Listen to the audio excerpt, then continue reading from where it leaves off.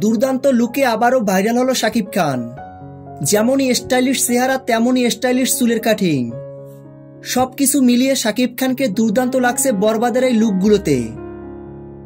শাকিব খানকে যে লুকে দেখা যাচ্ছে প্রত্যেকটাই কিন্তু বরবাদ সিনেমার লুক। এই লুক দিয়েই তাকে দেখা যাবে বরবাদ সিনেমাতে।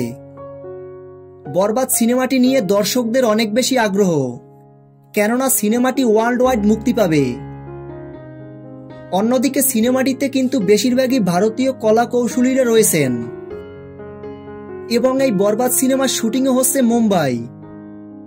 সবকিছু মিলিয়ে দর্শকদের আগ্রহের কোনো কমতি নেই। অন্যদিকে মেগাস্টার শাকিব খানও বারবার ক্যামেরার সামনে আসছে বরবাদের এই লুকটি নিয়ে। দর্শকরাও শাকিব খানের এই লুকটি পছন্দ করেছেন। তো ভিউয়ার্স, বরবাদ সিনেমায় শাকিব খানের এই লুকটি আপনাদের কাছে কেমন লেগেছে কমেন্ট করে জানিয়ে দিন। ভিডিওটি ভালো লাগলে একটা লাইক দিয়ে চ্যানেলটি সাবস্ক্রাইব করে আমাদের সাথে থাকুন। ধন্যবাদ।